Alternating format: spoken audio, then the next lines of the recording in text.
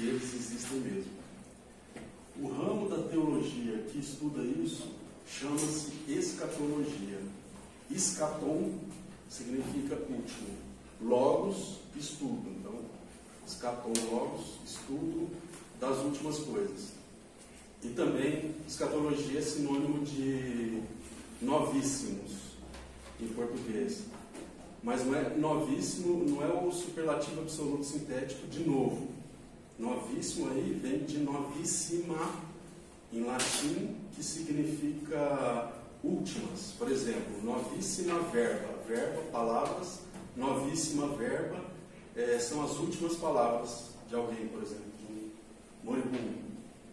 E então o ramo da teologia que estuda céu e inferno é escatologia.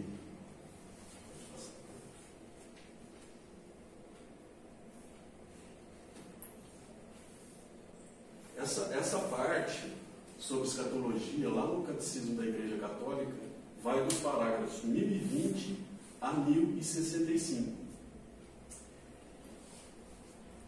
E é importante dizer que esses ensinamentos da Igreja têm caráter dogmático.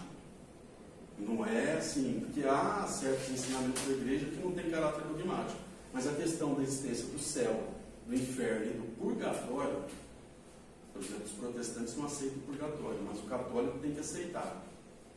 Vamos lá para o conceito de dogma, que está no Código de Direito Canônico. Para o catolicismo, o dogma é uma verdade contida na revelação divina ou uma verdade que com aquela tem uma conexão necessária, definida pelo magistério da Igreja, utilizando uma forma que obrigue o povo cristão a uma adesão irrevogável de fé.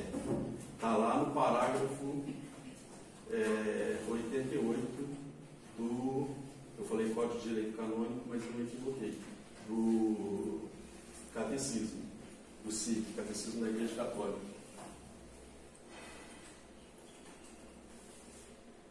Bom, é um dogma, né? E qual a consequência para o católico de se recusar a acreditar no céu, no inferno ou no purgatório? Ele incorre num pecado grave chamado heresia.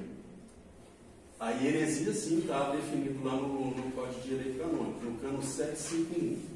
Chama-se heresia a negação pertinaz, após a recepção do batismo, de qualquer verdade que se deva crer com fé divina e católica, ou a dúvida pertinaz a respeito dela.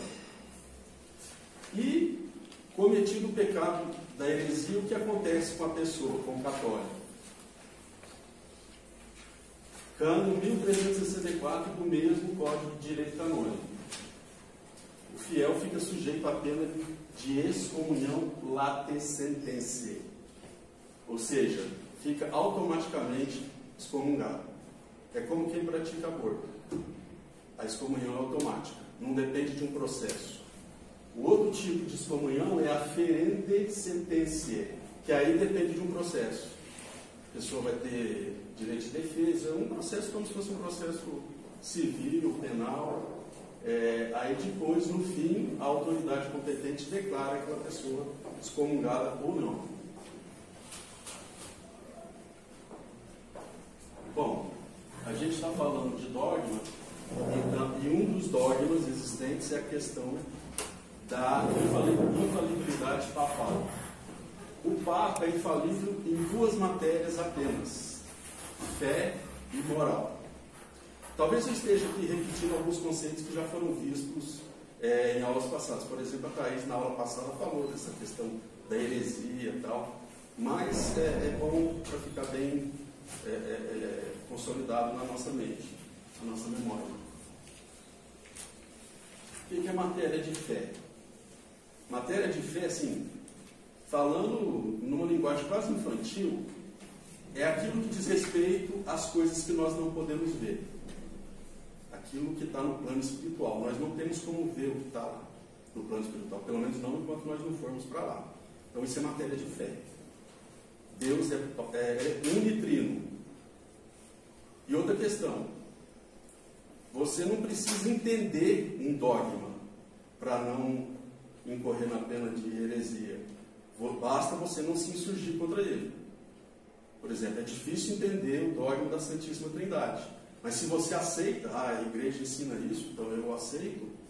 Se você aceita docilmente, não há problema. O problema é a dúvida obstinada, aquela dúvida que você está sempre com ela e não larga, ou a própria negação. E matéria moral, também, numa linguagem bem simples, é o conjunto das condutas que nós devemos praticar para ganhar a vida eterna e o conjunto das condutas que nós devemos evitar para não colocar a nossa salvação em risco. Moral é isso, porque mores em latim significa costumes. Mesmo sendo matéria dogmática, há católicos e até mesmo sacerdotes que negam a existência do inferno. Aliás, outro dia uma irmã minha, que mora em São Bernardo do Campo, me disse que o padre da paróquia que ela frequenta disse que não só não existe o inferno, como também não existe purgatório. Só existe céu e todo mundo vai para lá. Claro que está errado.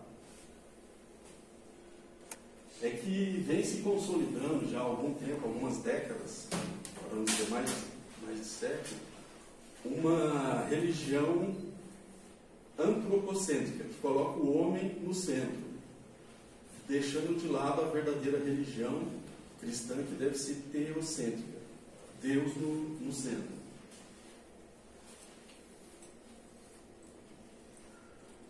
Bom, a escatologia, existe a escatologia individual e a escatologia coletiva. A escatologia individual diz respeito a cada indivíduo, a cada ser humano em particular. E do que trata a escatologia individual?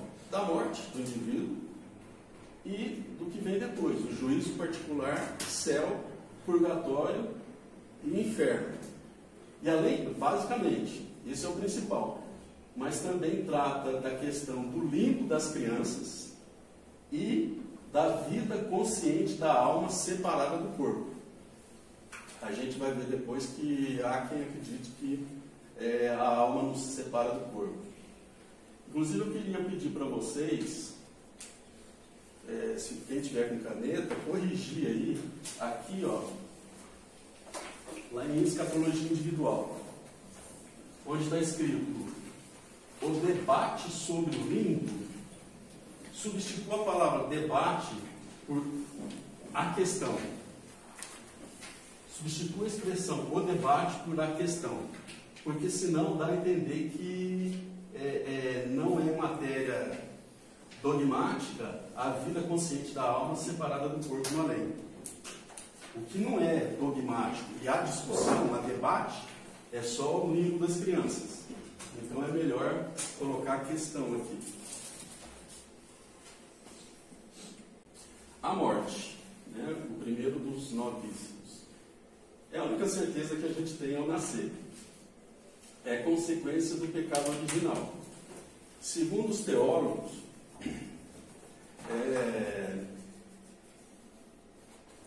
se não fosse o pecado original, a gente também não ia ficar aqui no paraíso terrestre para todo sempre. Ia chegar uma hora que a gente ia para junto de Deus no céu, só que sem passar pela morte.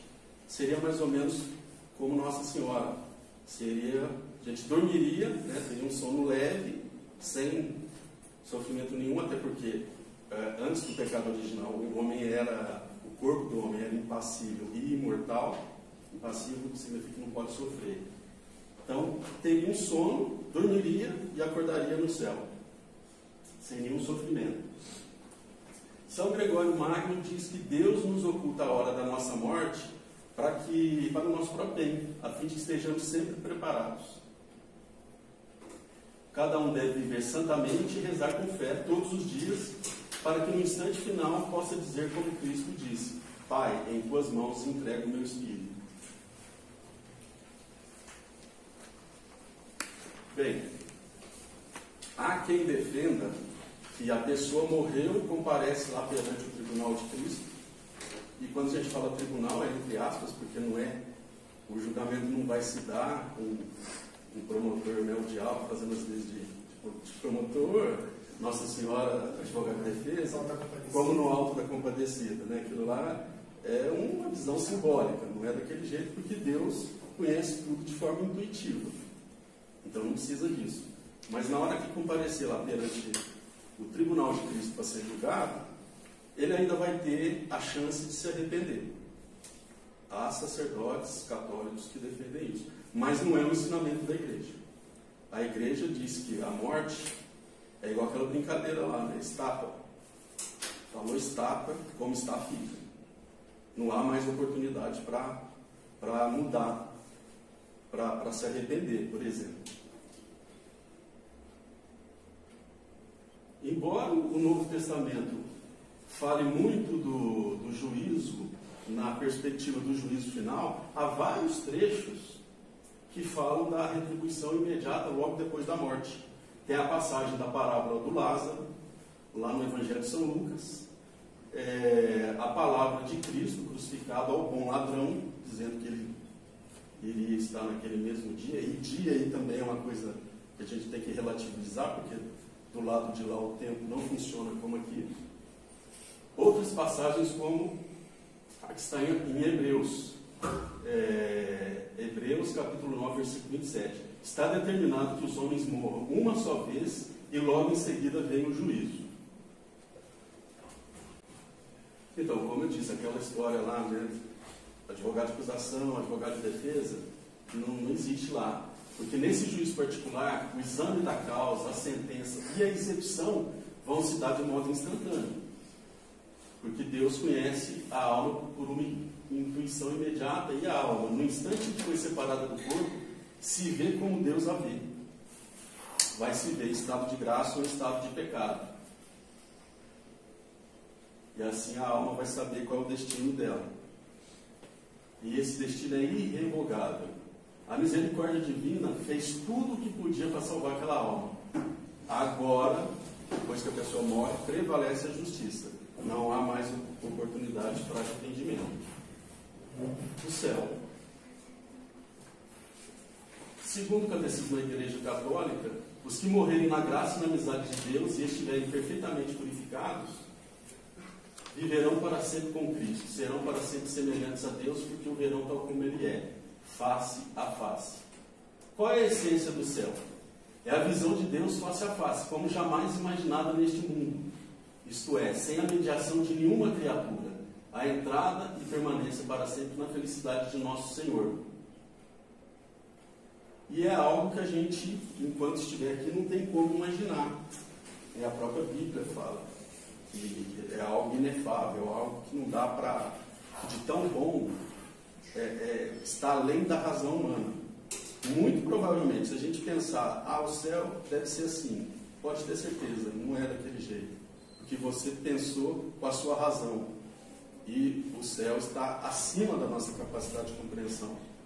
E o mesmo vale para o purgatório, para o inferno também. Questiona-se, né? Como o ser humano, que é finito, pode ver a Deus, pode ter a Deus, né? O verbo pode ser substituído pelo verbo ter, que é infinito. Ver a Deus face a face. O que acontece? Deus vai precisar fortalecer o intelecto da pessoa bem-aventurada, com a infusão da chamada luz da glória. Essa luz, como é espiritual e divina, faz a mente como se dilatar a fim de receber em si a imensidão de Deus. E essa visão de Deus no céu não vai ser igual para todos. Vai ter diversos graus de acordo com o nível de santidade da pessoa que estiver, da alma que estiver lá. Uma coisa interessante, a alma que está no céu vê em Deus tudo que diz respeito a ela, parentes, amigos e as necessidades dessas pessoas conhecidas. Por isso elas intercedem por nós. Podemos rezar para que elas intercedam em nosso favor. Purgatório. passa pelo purgatório a alma da pessoa que morreu na amizade com Deus, mas que não está completamente redimida dos pecados leves cometidos. A alma se purifica completamente a fim de poder ver face a face a beleza infinita que é Deus. Qual que é a essência do purgatório? Consiste numa purificação total capaz de apagar até a menor imperfeição que se interponha entre a alma e Deus. E a maior pena sofrida pela alma é de ver adiado o seu imenso desejo de encontro com Deus. O fogo do purgatório pode ser entendido de forma simbólica como o sofrimento pelo qual a alma passa por ver o seu encontro com Deus adiado. Então, não é um fogo físico como aqui. Quanto tempo dura o purgatório? A igreja ensina que o purgatório em si vai durar até o fim dos tempos. Mas, para cada pessoa individualmente, o purgatório vai durar mais ou menos, e as penas ali serão mais ou menos intensas de acordo com o nível de purificação que a alma precisar ter. Uma questão interessante, não sei se vocês já pensaram nisso. Podem as almas do purgatório interceder por nós? Alguém chuta? A gente sabe que elas não podem fazer nada por elas mesmas, então não adianta elas rezarem por si, que não vai resolver. E que nós não só, e também é sabido que nós não só podemos, como devemos rezar por elas. Mas, e elas? O inverso, elas rezarem por nós? Sim. Isso não é questão dogmática, não é questão de fé. É questão de fé, mas não é uma questão que não foi ainda definida pela igreja em caráter dogmático. Então há uns, como São Tomás de Aquino, que dizem que não, que elas não podem rezar por nós, porque como elas não estão diante de Deus, elas não têm como ver em Deus o que acontece aqui.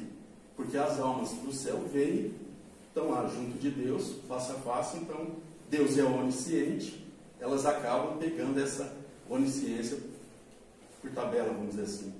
Agora, as almas do purgatório, elas não estão diante de Deus. Mas há outros que dizem que sim, como Santa Catarina de Gênova e Santo Afonso Maria de Ligório. Segundo eles, embora a alma não pode, a alma do purgatório não pode, ela ver a Deus.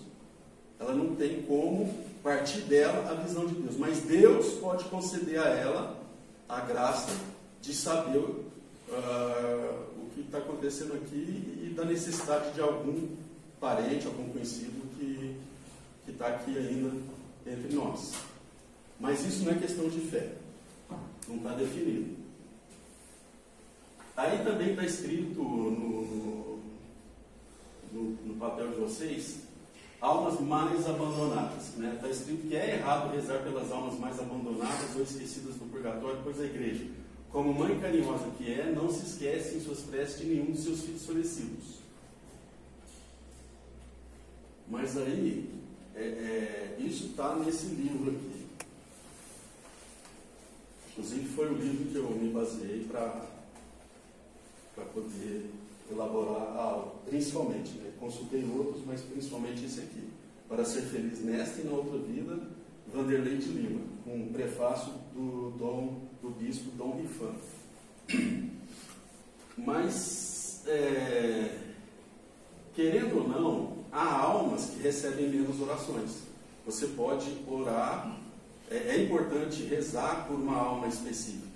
Tudo bem que na missa se reza por todas as almas do purgatório, mas a oração individual para uma determinada alma tem mais valor. E quanto mais oração aquela alma que está no purgatório receber, melhor, mais rápido ela vai sair do purgatório. Tem também a questão das indulgências. Você pode ganhar a indulgência e, em vez de aplicar a si mesmo, você pode aplicar a uma pessoa que você supõe estar no purgatório. Então, se vocês puderem corrigir aí também, que falar da importância da oração individual para uma alma específica. Se vocês quiserem copiar aí o livro. O que seria as indulgências? Oi? A indulgência, o que seria? Quem perguntou? Você? Olha, quem é expert em indulgência é a Thaís, infelizmente ela não está aqui para te explicar. Mas indulgência é você praticar uma obra, se confessar, né? Ou ter se confessado alguns dias antes, ou não sei se 7 ou 8 dias antes, 7 ou 8 dias depois, assistir a missa, comungar, isso, né? Pressupondo que você praticou a obra indulgenciada. E rezar pelo Santo Padre. Basicamente isso, né? Eu não sei, Érica, mais alguma coisa? Não, rezar pelas intenções do Santo Padre? Eu falei. Então, aí é uma forma de você abreviar. É um sacrifício que você faz. Você pode fazer esse sacrifício para si mesmo. Por quê? Tem a questão lá do... Isso já foi falado em alguma aula, que o pecado, ele é um pecado mortal. Ele tem duas consequências. A pena eterna, isso enquanto a pessoa não se confessar, não se arrepender, que é o inferno, e as penas temporais, que é, de alguma forma, pagar aqui na terra. Ou, se não pagar aqui, se a pessoa se confessou e está no purgatório, purga lá. Mas é uma espécie de sacrifício que a pessoa faz e dedica isso, e aplica isso a uma alma que está no purgatório. Aí isso vai contribuir para aquela alma ou saia, dependendo da indulgência que for, do purgatório, ou fique menos tempo. Entendeu?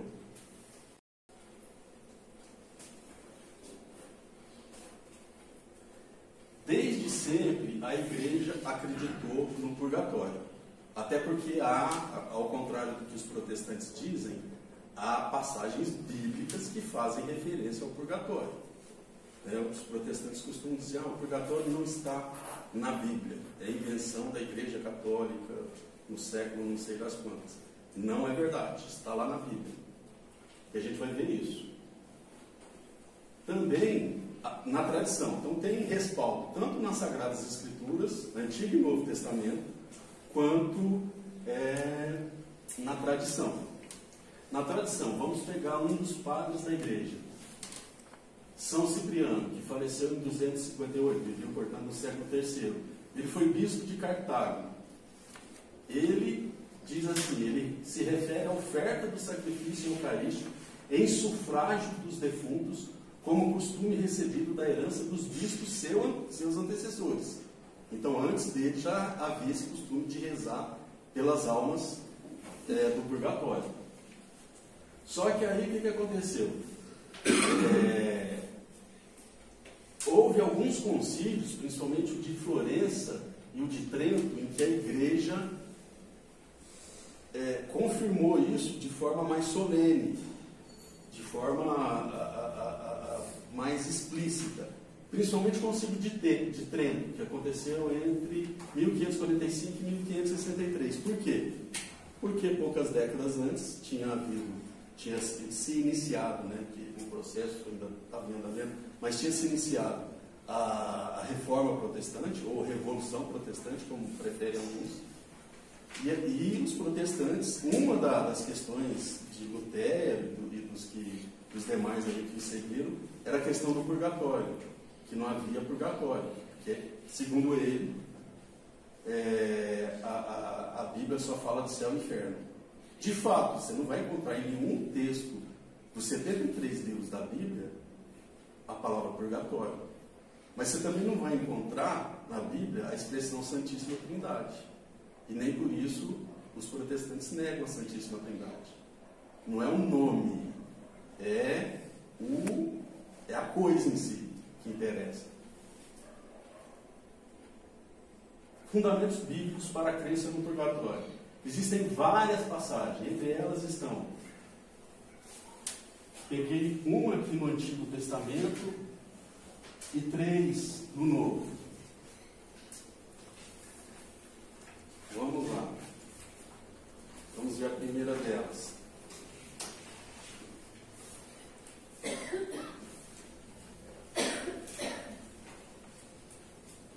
Eu preciso entender o contexto aqui em que isso aqui que eu vou ler aconteceu.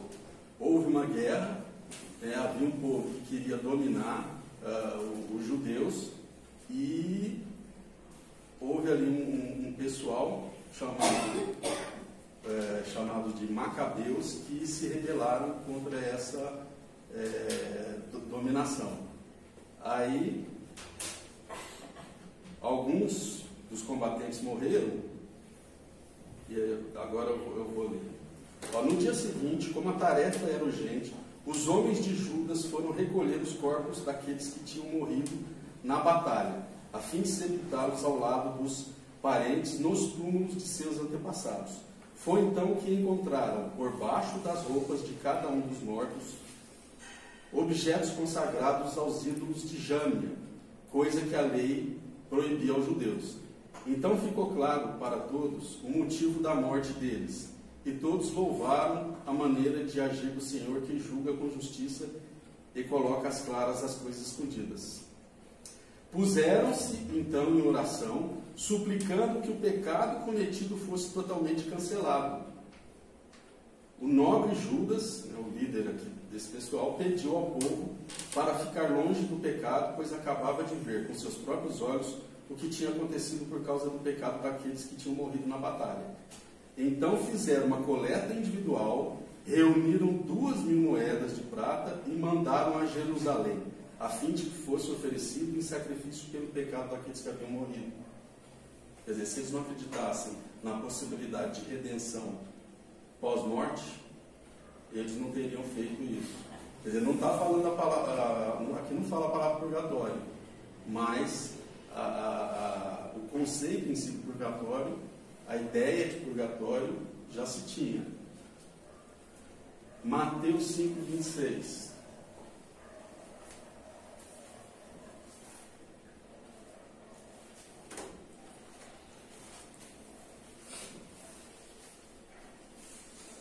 Aquela passagem que fala assim: se alguém fez alguma acusação contra você, procure logo entrar em acordo com ele, enquanto estão a caminho do tribunal. Senão o acusador entregará você ao juiz, o juiz o entregará ao guarda e você irá para a prisão. Eu garanto, daí você não sairá enquanto não pagar até o último centavo. Não sairá enquanto não pagar o último centavo. Quer dizer que vai sair, uma hora. Não está falando aqui de uma pena eterna. Então é uma referência ao purgatório. Podemos entender assim. Primeira carta de São Paulo aos Coríntios.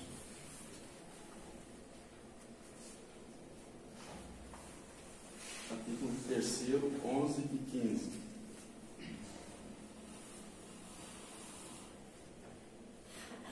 Ninguém pode colocar um alicerce diferente daquele que já foi posto, Jesus Cristo.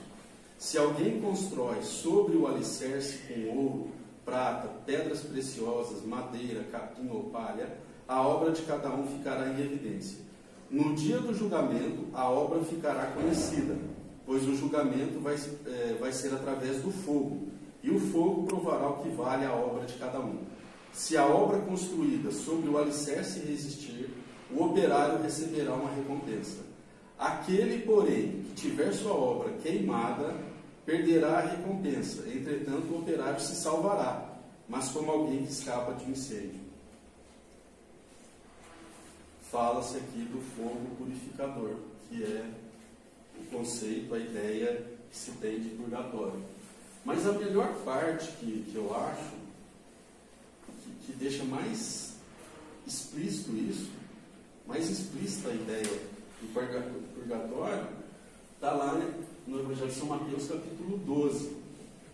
É aquela parte que fala lá do pecado que não tem perdão, o pecado contra o Espírito Santo.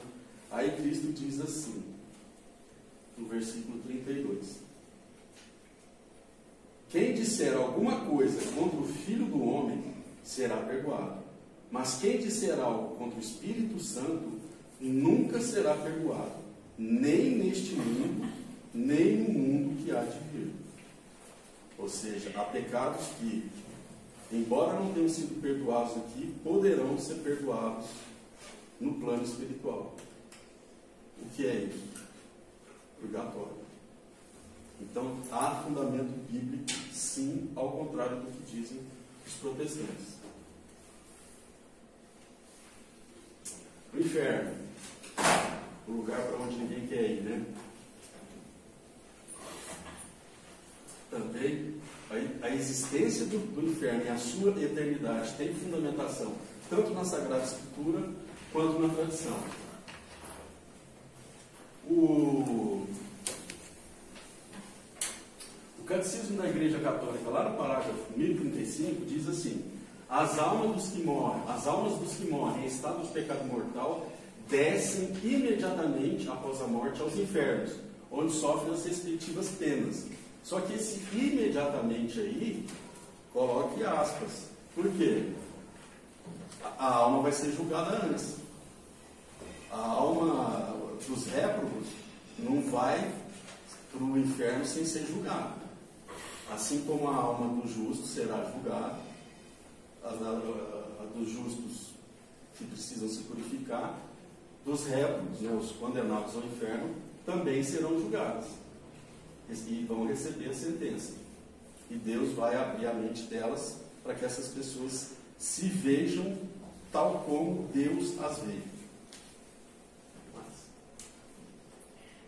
Qual que é a pena principal do inferno? Consiste na separação eterna de Deus, o único bem absoluto em quem o homem pode ter a vida e a felicidade para as quais foi criado e às quais aspira. O único bem absoluto é Deus. Então nós devemos procurar viver uma vida o mais virtuosa possível para que a gente não perca esse bem. Os demais bens, dinheiro, vida longa, saúde, etc., são bens relativos. Hoje você tem, amanhã você não sabe se vai ter. Agora, se você for para o céu, você pode ter certeza de que você nunca vai perder a Deus.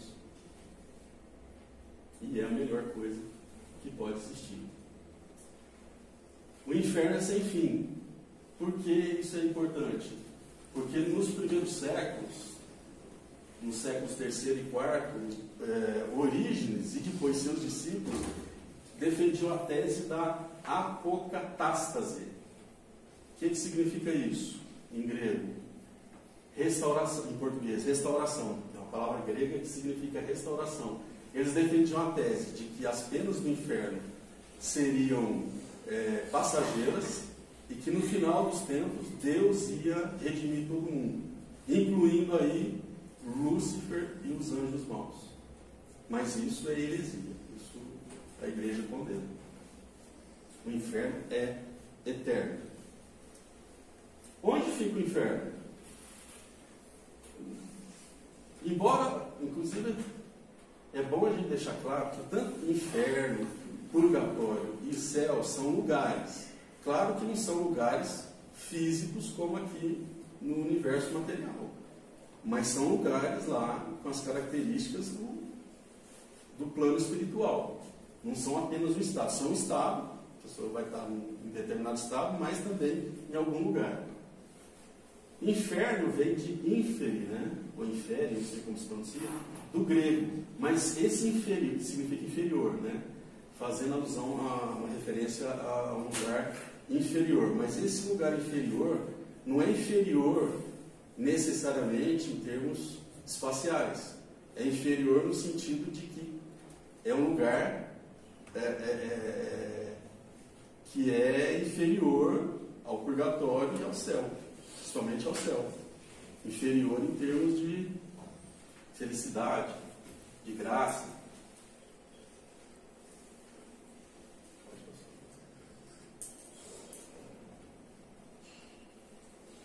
Quem está no inferno? Em tese, todos aqueles que morreram em estado de pecado mortal sem arrependimento. Na prática, nós só podemos falar que estão no inferno o diabo e os anjos maus e os demônios. Diabo é um só. Demônios são vários, são os assecas, os ajudantes ali, os companheiros do diabo, de Lúcifer. Porque a gente não sabe, por pior que a pessoa seja em vida, a gente não sabe o que acontece nos instantes finais da vida dela.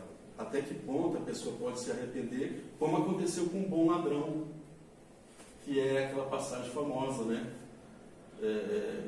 Narrada lá no Evangelho de São Lucas.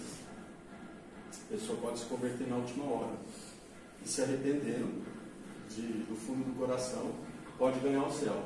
Então não dá para dizer, por exemplo, Judas Iscariotes com certeza está no inferno, porque traiu a Cristo e ainda cometeu suicídio em seguida. Não é possível a gente afirmar isso com certeza. A gente sabe quem está no céu. Quando a igreja canoniza alguém, a gente pode ter certeza, aquela pessoa está no céu. Porque o Espírito Santo assiste a igreja para que não haja erro quanto ao fato de aquela pessoa ter sido santa, merecedora do céu ou não. Agora, com relação ao inferno, especificamente, não dá para a gente saber. Muita gente diz, não tem ninguém no inferno. É temerário também falar isso. Muito provavelmente tem. Né? Seria estranho a gente ver há pessoas que são tão más que fica difícil a gente tentar imaginar que a pessoa foi capaz de se arrepender antes de morrer. E se você diz, né, fulano está no inferno, Hitler está no inferno, com certeza. A gente não sabe. Existe uma probabilidade razoável de estar, mas a gente não pode afirmar com certeza. Mas quando você diz ninguém está no inferno, você também está usurpando uma função que é exclusiva de Cristo, que é julgar. Você está absolvendo todo mundo. Você está dizendo que Cristo não pode condenar aquele que fez por merecer a condenação. Então você está usurpando, ainda que sem querer, né? Tanto condenando alguém específico, quando absolvendo todo mundo, você está julgando. E isso não cabe a nós, cabe a Cristo. As penas do inferno são as mesmas aos demônios e às almas condenadas, mas a intensidade vai depender do grau de culpa de cada um. Segundo alguns teólogos, aí não é questão dogmática, não é matéria de dogma, é tese de teólogo. Essas almas que estão no inferno sentem em seu egoísmo grande pesar pelo mal que sofrem, mas são em sua maldade e falta de amor incapazes de se arrepender. Caso se arrependessem, é certo que Deus as perdoaria e as salvaria. Há quem diga que essas almas condenadas estão tão fechadas, mas tão fechadas em si, que elas são incapazes de ver, embora o inferno seja um lugar, não seja apenas um estado, são capazes de ver outras pessoas que também foram condenadas como ela. Mas isso é tese de teólogo, não é questão dogmática. Uma questão crucial: como conciliar a infinita misericórdia de Deus com a existência do inferno? De certa forma, o inferno é uma grande prova de que Deus nos ama, por mais paradoxal que isso possa parecer.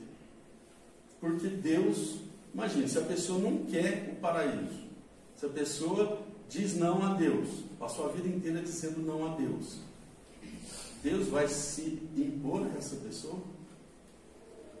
Então, é em respeito ao livre-arbítrio que todos nós temos, que Deus condena aqueles que, fazendo mau uso do livre-arbítrio, fizeram por merecer a condenação. E até com relação a isso, até mesmo as pessoas que vivem fora de um ambiente cristão, elas podem, em tese, se salvar, desde que elas obedeçam ao direito natural, façam o bem e, se conhecessem a doutrina católica, desejassem o batismo. O limbo das crianças. Por que limbo das crianças? É para diferenciar do limbo dos pais. O que é o limbo dos pais? O limbo dos pais é aquele estado transitório no qual todos os justos do Antigo Testamento estavam aguardando a redenção de Cristo, feita por Cristo. Então, desde o século XI, passou-se a ensinar que as crianças mortas sem o batismo não eram merecedoras do céu nem do inferno. Aí elas iam para o limbo das crianças. Santo Agostinho, que viveu entre os séculos IV e V, era menos benevolente com as crianças mortas sem batismo. Ele dizia que elas iam para o inferno, só que lá elas iam sofrer bem menos do que os condenados. Nesse limbo, as crianças não sofrem.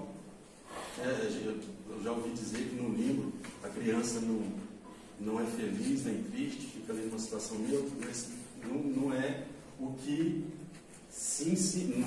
E aqui o ensino não é dogmático, hein? Que os teólogos dizem. No limbo das crianças, as crianças têm uma felicidade, só que é uma felicidade natural. Não é aquela felicidade extraordinária que só quem vai para o céu tem. Porque quem vai para o céu recebe um impulso, né, a graça divina para poder usufruir a felicidade no seu mais alto grau. No limbo há apenas uma felicidade natural, sem esse impulso dado pela graça divina, porque elas não receberam a graça divina que vem pelo batismo. E no final, segundo esses teólogos, no final dos tempos, as crianças também, a alma dessas crianças também se reuniria novamente com o seu corpo. E aí ela ia, né, continuar no limbo, continuar feliz ali, só que aquela felicidade natural com corpo e alma. Eu não sei se vocês já ouviram falar essa expressão, pecado original originante, pecado original originado. Eu nunca tinha ouvido falar, eu fui ouvir neste livro aqui, que serviu de base para a aula. O pecado original originante é o do primeiro casal, de Adão e Eva. Porque eles pecaram por culpa própria. E originou toda a mazela que existe no mundo, né? Passou a existir no mundo depois disso. E nós temos o chamado pecado original originado. Por quê? Porque a gente não teve culpa do pecado original. A gente herdou isso como uma consequência. Então, mas isso não é justo, né? Eu não tenho culpa e estou pagando o papo assim mesmo. Mas pense bem, vamos fazer uma analogia. Se um pai de família, numa determinada noite, vai para um cassino e lá na jogatina ele perde tudo que ele tem, ele aposta tudo que tem e perde tudo. A família dele não tem culpa, os filhos não têm culpa, mas vão sofrer as consequências. Vão sofrer a pobreza, a fome, etc.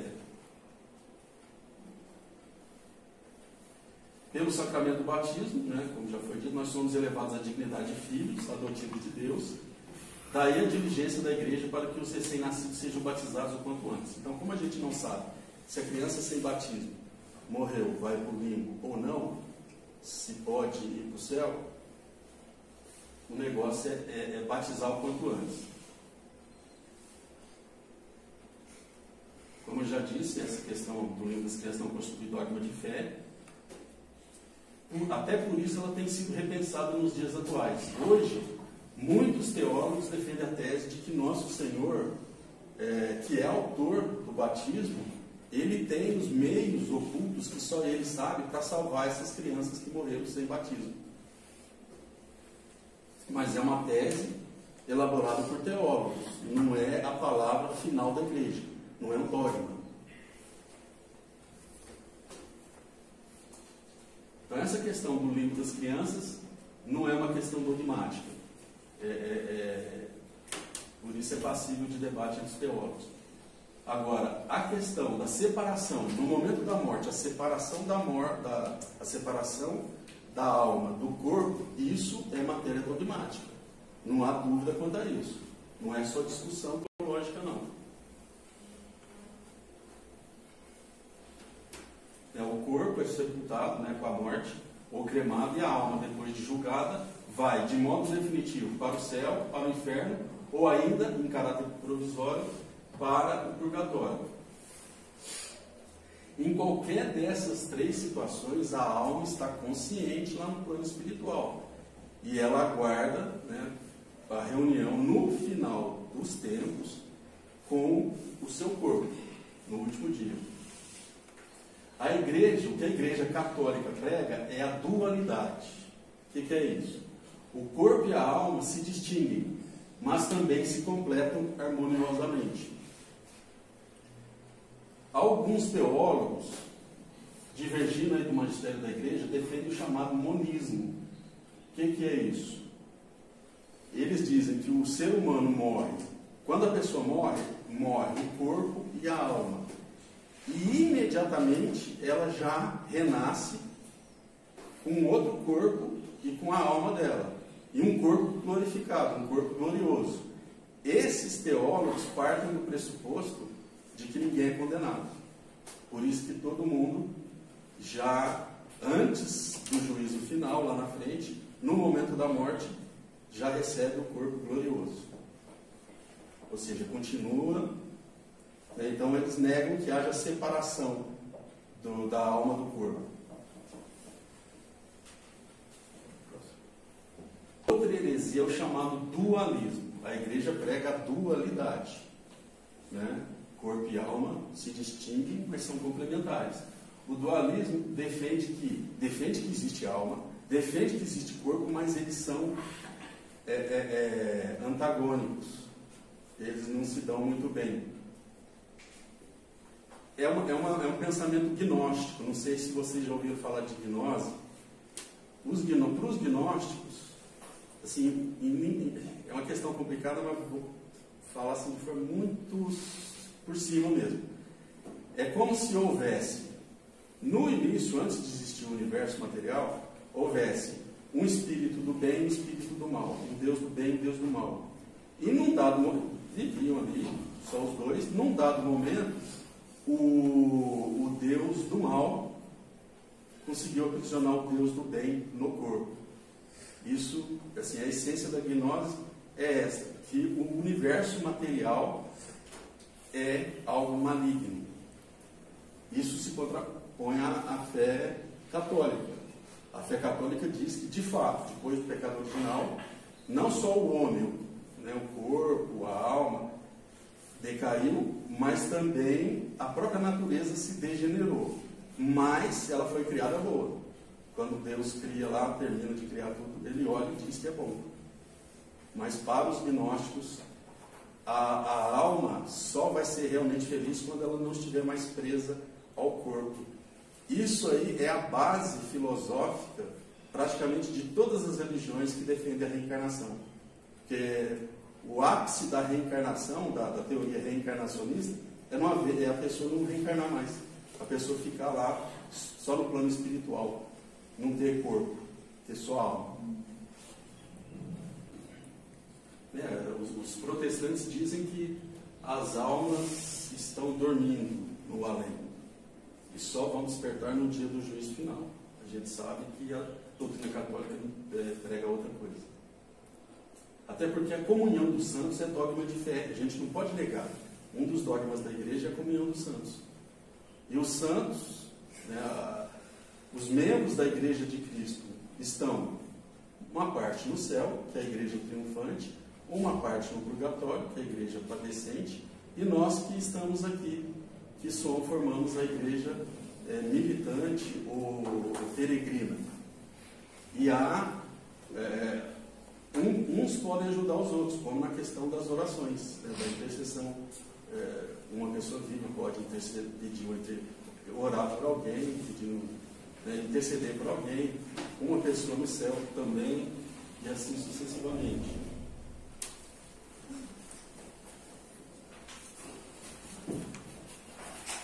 Agora tem a questão da escatologia coletiva. A escatologia coletiva trata da ressurreição da carne, do juízo final, né, do juízo universal, e aí, por tabela, a segunda vinda de Cristo e, por conseguinte, o fim do mundo. A ressurreição da carne é dogma de fé, né, que foi estabelecido pelo Quarto Concílio de Latrão, que todos os seres humanos ressuscitarão com o corpo que tiveram aqui. Se nós não ressuscitássemos com o mesmo corpo, já não seríamos a mesma pessoa. Aí não haveria ressurreição, mas a criação de um ser humano novo, diferente daquele que historicamente foi, de fato. Só que tem uma questão. O corpo ressuscitado, embora ele seja o mesmo, terá características diferentes, pois apesar da identidade essencial com o corpo atual, será um corpo glorioso. Tanto isso é verdade que Nosso Senhor, depois de ter ressuscitado com seu próprio corpo, tanto é que ele tinha chagas e tal, ele demorava para ser reconhecido pelos seus amigos. Na transfiguração também, o corpo de Cristo ficou diferente, ficou glorioso. Os réprobos, né, os condenados ao inferno, também vão ressuscitar, só que aí eles não vão ter esse corpo glorioso. Corpo glorioso só para quem estiver no céu. O corpo glorioso terá 4 características. Será impassível. O que é impassível? Está embutida aqui, de forma invisível, a palavra pathos, que em grego significa sofrimento. Paixão de Cristo, sofrimento de Cristo. Impassível, aquilo que não tem paixão, que não tem sofrimento, não está sujeito a mal algum.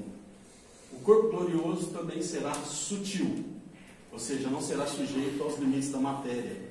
Cristo atravessou, entrou lá no tabernáculo, com as portas fechadas, sem que ninguém abrisse porta nenhuma para ele. Será também ágil, rápido, pois obedece ao Espírito em todas as suas atividades. Como Nosso Senhor, que depois da ressurreição, que aparecia e desaparecia com piscar de olhos. Será também claro, esplendoroso, brilhante. Tal grau de esplendor vai variar de acordo com o nível de santidade da pessoa. Ou seja, vai ser maior em uns e menor em outros. Há mais de uma passagem bíblica que fala da segunda vinda de Cristo e do juízo final, mas eu acho que a mais emblemática, a mais explícita, é a que está no Evangelho de São Mateus,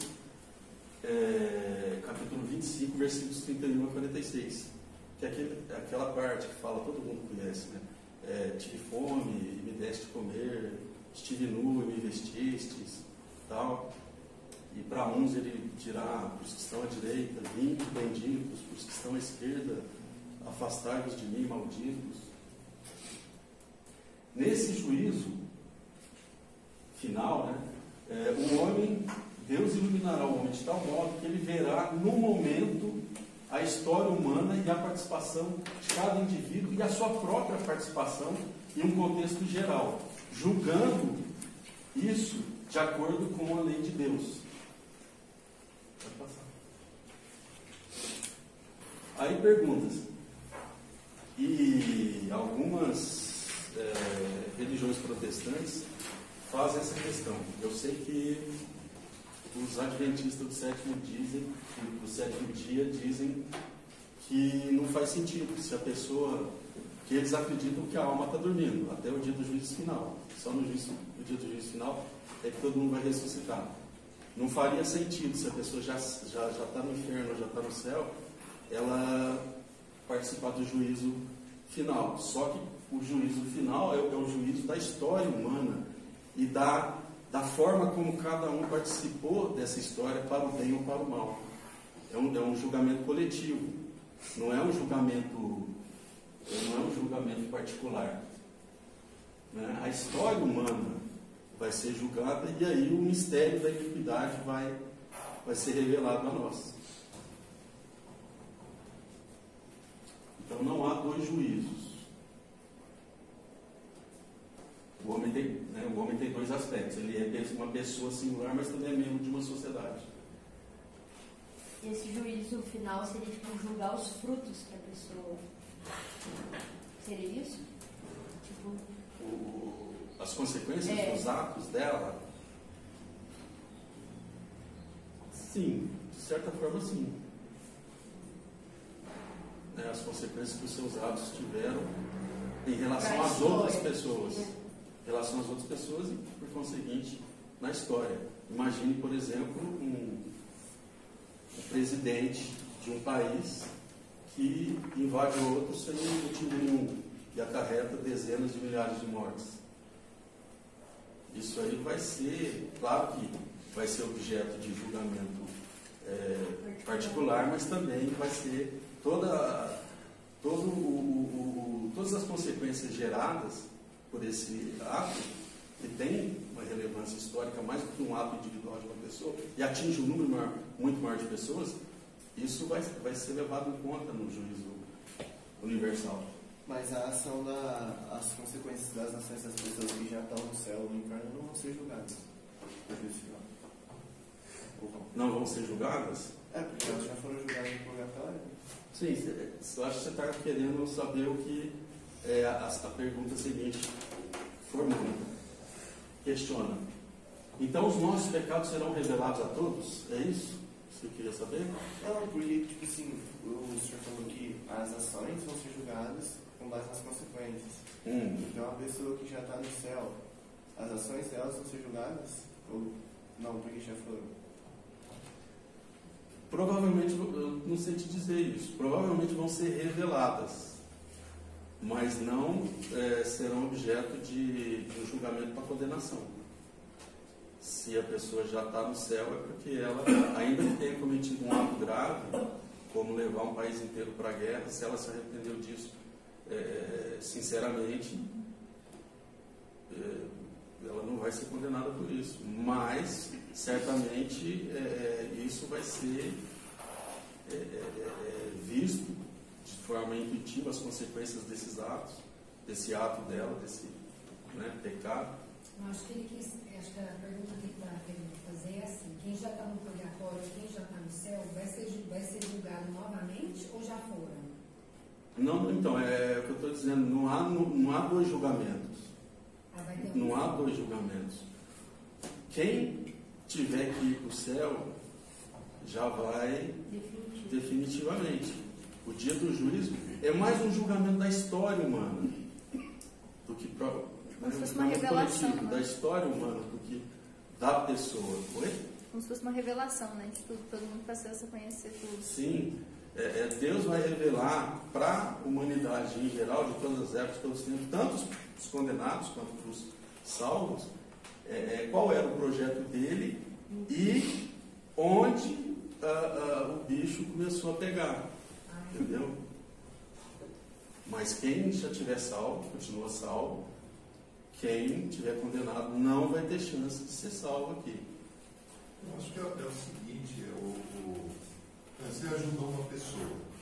Essa pessoa, por causa dessa sua ajuda, teve todo um comportamento, né, que ajudou outros. Né, e isso se propagou até no futuro, todo um bem que ocorreu a partir desse estímulo que ela recebeu de você, que ajudou ela. Isso vai ser visto lá no juízo final. Você vai ver, cara, aquele bem que eu fiz aqui, olha o que se tornou. Mais ou menos por aí. E o mal também, você maltratou uma pessoa, depois ela, porque estava chateada, maltratou outra, e todo o mal que nasceu desse teu gesto. Então, cada gesto tem uma propagação enorme que a gente não tem ideia. Vai ter ideia do juízo final, que ele vai ver, olha, dessa pessoa aqui, olha o bem que aconteceu. Né? Dessa outra, olha o mal. É por aí. É como os santos, né? Eles foram julgados de forma particular pela vida deles.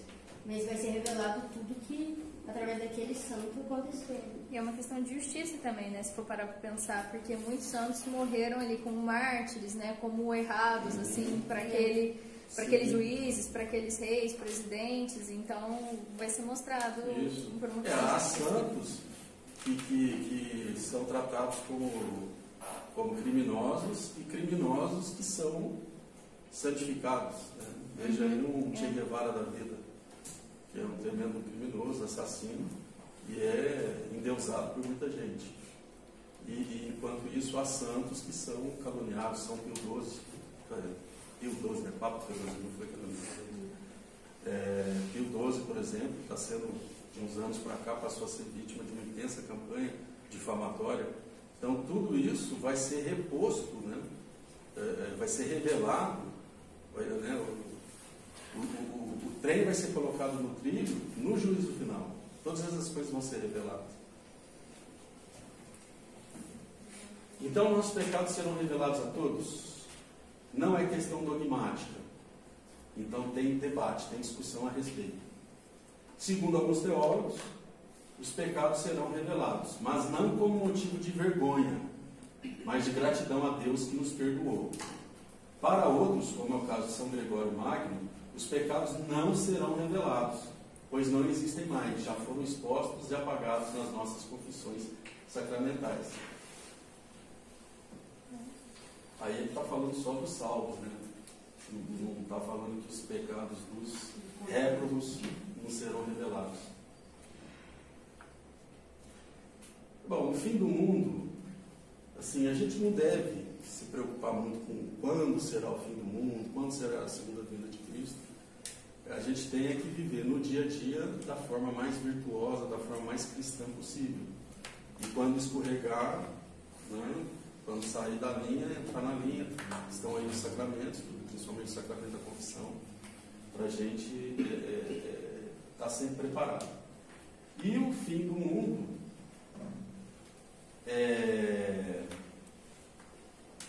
aí é dogma também.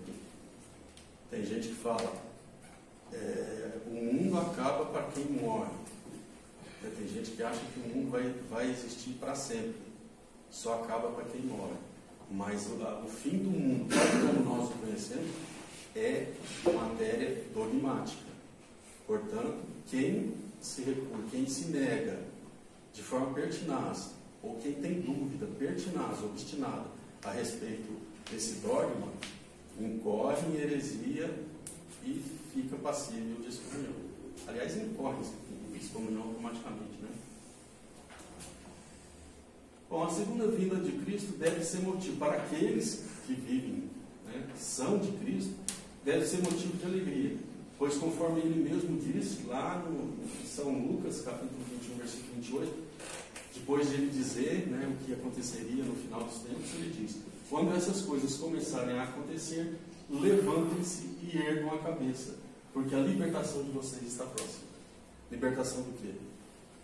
Do pecado, do mal, do sofrimento. Bom, e é isso aí. Tem a bibliografia, o Catecismo da Igreja Católica, o Código de Direito Canônico, e esse livrinho aqui, eu achei muito interessante. Eu li 2 livros sobre o assunto. Eu gostei mais desse. Eu li o primeiro e depois li esse. Eu achei mais legal. Eu queria pedir para a Thaís, para a gente fazer um sorteio. Eu trouxe um livro aqui